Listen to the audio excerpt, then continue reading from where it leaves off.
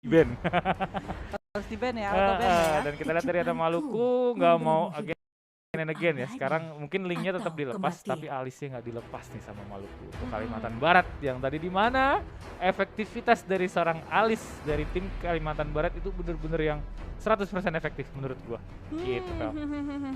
Tapi di sini dari Kalimantan Barat menurut aku udah nggak perlu ngambil ke arah core lagi sih. Dua hero ini mau mereka pakai untuk tabrak dari early harusnya. Jadi mungkin di sini bisa ngambil mid lane aja seperti tadi Beatrix bisa dipakai sama teman-teman dari Kalimantan Barat kalau nggak di ban sama tim Maluku. Betul banget. Tapi side of the game mereka harus ngambil ke arah hero yang cukup tebal sih, karena udah ada tiga hero ini sangat tipis gitu. Walaupun Chow itu bakal jadi roamernya pun nggak begitu strong kalau menurut aku sendiri. Betul. Mungkin yang bisa menghadapi seorang Ruby dalam laning ya Yuzong, mungkin Uranus, ya Uranus juga masih cukup bagus. Kalau menurut aku masih bisa tarik ulur dengan sangat baik, jadi masih jadi salah satu opsi yang bagus sih.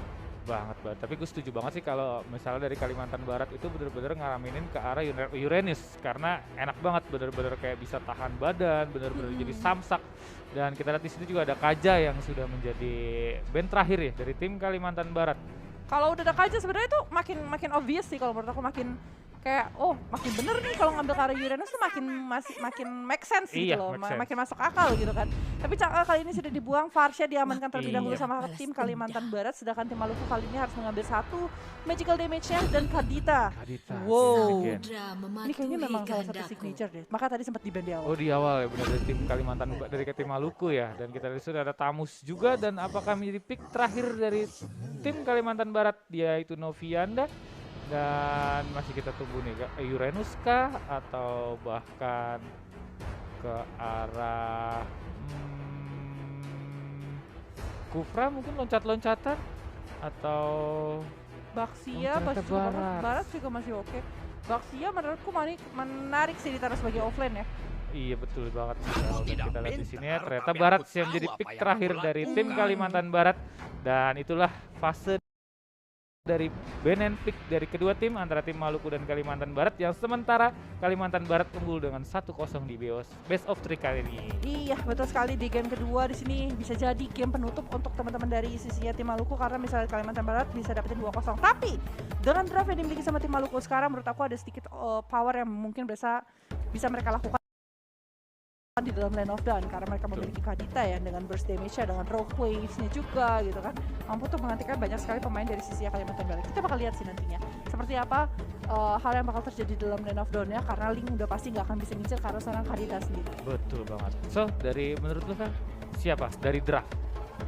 Kalau early-nya ya, iya. Kalau early-nya aku ngerasa Kalimantan Barat harusnya punya power. Punya power seperti pembahasan kita di match pertama ya. Tapi seharusnya kalau gue pribadi nih, ini Maluku harusnya lebih diuntungkan dari semua fase sih, menurut gue. Menurut gue ya gitu, harusnya ya. Tapi dengan mungkin koordinasi atau makro dari tim Maluku tersendiri itu harus benar-benar efektif lah, efisien banget gitu. Betul sekali.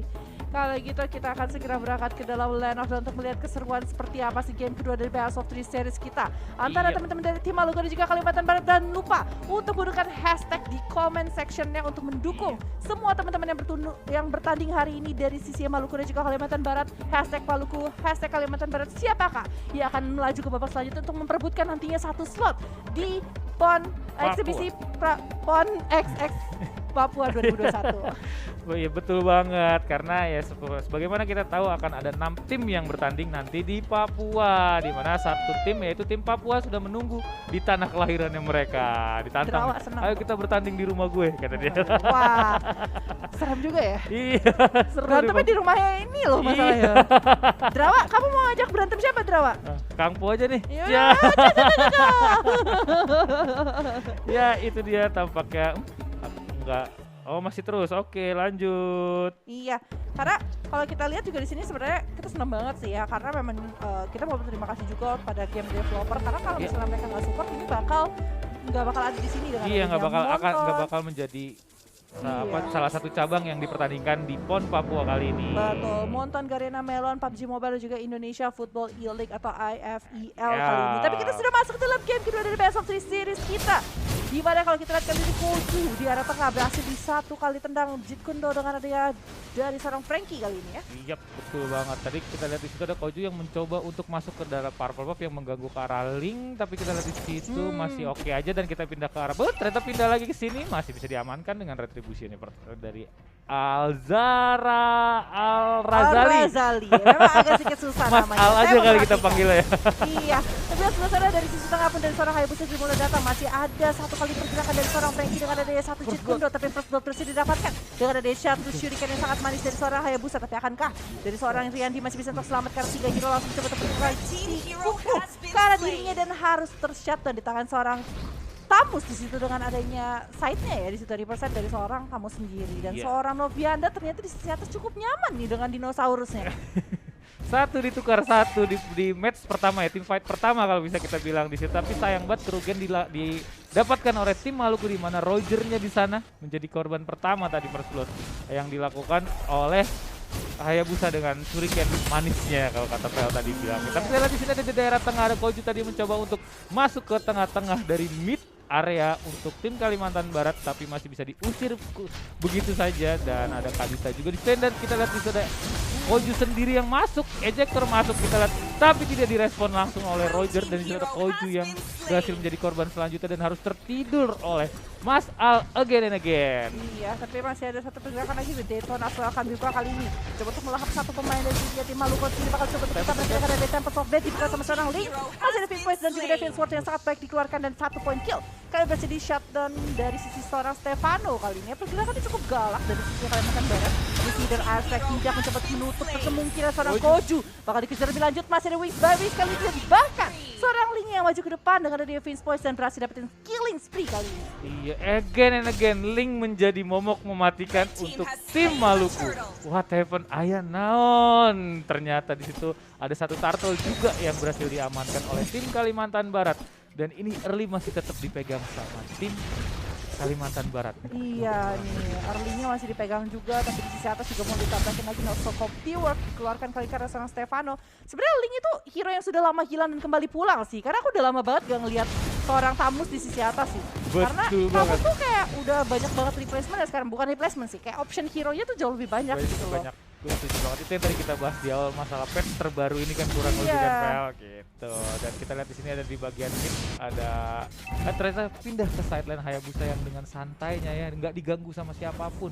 Ruby-nya bingung seperti yang lo bilang, dia harus incar atau lock siapa. Kita lihat di sini ada Hayabusa yang mencoba untuk cicil ke arah gold syaratnya ya kan, mengumpulkan pundi-pundi gold dan yang kita lihat di situ di menit ketiga sudah beda 3.000 pulang untuk Pel.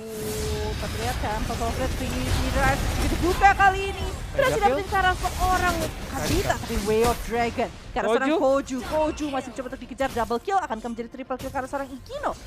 Purple Buffet sepertinya bakal coba untuk diambil terlebih dahulu sama seorang Al-Razali kali ini yang tidak bisa dikontes sama sekali. Yes, mereka nggak punya shutdown yang benar-benar lockdown ke arah seorang Link sendiri selain adanya Unstoppable Force dan juga ejector yang dimiliki sama seorang Jahat. Mereka tuh gak punya lock yang benar-benar segitunya gitu. Tapi di sisi depan kayaknya Breath of Ocean dikeluarkan sama seorang Kadita mampu untuk memberikan damage yang cukup besar karena seorang Frankie. Tapi Frankie dengan Shunpo masih bisa terkabur. Feeder Aspect lagi, 2 pecahan saja. 3/4 darah yang dimiliki sama seorang Kadita berhasil hilang. Itu dia, itu kayak sebenarnya tadi harusnya dari cowoknya ya, dari seorang Frank itu harusnya bisa mendapatkan atau bisa diamankan oleh tim Maluku, tapi di situ ada Barat yang tiba-tiba masuk yang untuk ngalangin, yang masang badan untuk menyelamatkan dari seorang Frankie tadi. Kita lihat di sini dari Turtle Camp sudah muncul Turtle yang kedua ke arah land outdoor dan kita masih tunggu di sini. Link again and again, dia nyaman banget, dia dapetin Purple Buff di arah jungle dia sendiri atau di arah jungle lawan. Tapi kita lihat di sana Koju yang mencoba untuk masuk tapi masih digocek aja sama Frankie dan di sini Mas Al-Razali mencoba untuk mendapatkan turtle yang kedua dengan cepat yang dibantu oleh Novianda dan benar-benar nggak ada gangguan sama sekali dari tim Maluku. Mereka tidak ingin memasang keadaan tapi Unstoppable Force kali ini Shunpo Jeet Kune Do berhasil dikeluarkan sama seorang Chow, masih buka lagi dengan Tempest of Flame, berhasil dapetin 1-2 sepertinya bakal coba hilang dari sisi tim Maluku, tapi sudah mulai datang sedikit terlambat kali Way of Dragon dibuka ke arah seorang Stefano. Inferno bakal coba dibuka bersama dengan Molten Side tapi sayang sekali dia ada di shadow kill dari seorang orang Hayabusa mampu untuk membuat tambahan kill dari sisi Kalimantan Barat 10-1 di menit kelima kali ini. Aduh, belum turtle ketiga sudah mendapatkan 10 kill. Oh my god, ini apa yang terjadi di tim Maluku ya? Koordinasi kah atau apa? Kata kita lihat di sini ada Frankie yang mencoba untuk kabur dan mencoba konsil. Masih konsil yang cukup baik kali ini dikeluarkan sama seorang Frankie ya. Iya. Al-Razalinya bakal mungkin dalam ambush sana tidak ingin membiarkan seorang Roger untuk mendapatkan item yang dibutuhkan. Karena dari seorang Roger sebenarnya cukup sekali, dia butuh 2 item at least untuk dapetin war-nya. Tapi di sisi atas Shadow Kill lagi dibutuhkan kali seorang Stefano bersama dengan Tempest of Blade kali ini dan 1 point kill. Ini benar-benar Tamus, gak dikasih main sama sekali, 3 kali tershutdown walaupun sudah memiliki vengeance sekalipun. Dia tidak mampu untuk bergerak banyak dan di arah bawah di sini Nolviandi coba untuk diincar, masih memiliki stack big guy-nya. Dia terus welcome, tidak diarahkan kemanapun. Kali ini dari seorang Nolvianda masih bisa untuk tarik ulur terlebih dahulu. Not Compil Work dikeluarkan, tapi Frankie dengan Jeet Kundonya difokuskan karena teman-teman dari tim Maluku. Ini 4 orang menghadapi 2 orang dari sisi Kalimantan Barat dan belum ada yang tershutdown, sedangkan Hayabusa di sisi atas sangat nyaman untuk mendapatkan 1 turret lagi. Apa yang terjadi sama tim Maluku? Kita nggak tahu. Bener strike dikeluarkan ke arah Koji di sana. Apakah masih bisa selamat? Ada Frankie di sana, ada Hazeland mendapatkan 1 Varsha di sana. 3 orang lawan 5 orang di arah mid game. Kita lihat Tempest of Blade dikeluarkan. Killing spree didapatkan oleh Hayabusa. Ini bencana banget buat tim Maluku. Tim 4 orang yang langsung hilang begitu saja dan langsung dimakan aja oleh Barat dan tampaknya wipe out. Iya. Hanya tersisa seorang Koju yang mulai kembali lagi ke dalam lane of zone, tapi Riyandi bakal berfokus dapetin turret di sisi atas. Masih bermain kali ini. Riyandi mencoba untuk menjaga jaraknya karena smart missile yang dikeluarkan sama seorang Jawhead sudah cukup sakit. Ini ya, momen ini adalah ketika tadi seorang Koju berhasil di Way of Dragon terlebih dahulu. Lalu Tempest of Blade yang benar-benar bisa mengenai 4 orang dari sisi tim Maluku itu membuat teman-teman dari Kalimantan Barat tuh nyaman banget untuk bergerak. Belum lagi terakhir ketika dari seorang Ruby masuk, dia nggak ingat kalau misalnya Detoras Welka masih dimiliki sama seorang Vianda. Vianda tuh langsung kayak ya udah berfokus dan akhirnya 1 point kill bersamaan seperti yang dilakukan saat ini terhadap seorang Goju yang akhirnya harus terlahap oleh area of Vivek dari seorang Varsha. Dan wombo combo yang nice banget sih, play banget dilakukan oleh tim Kalimantan Barat tadi. Tempest of Blade masuk nusuk ke tanah dan langsung keluar shadow kill dari seorang Hayabusa dan mendapatkan killing spree tadi kalau kita lihat. Dan bener-bener koordinasi yang bagus banget dari tim Kalimantan Barat. Dia bener-bener membuat bingung kedua tim, tapi kita lihat di sini peperangan ke beneran strike dikeluarkan oleh ke arah Steward. Masih bisa selamatkah? 1 orang. Tempest of Blade keluar situ dan 2 orang langsung menusuk ke sana dan masih 3 double kill didapatkan oleh Hayabusa. Koju masih bisa selamat, killing spree sekarang didapatkan oleh Frankie dan the last man standing Stefano dengan tamusnya masih bisa bertahan di balik inhibitor turret Vale.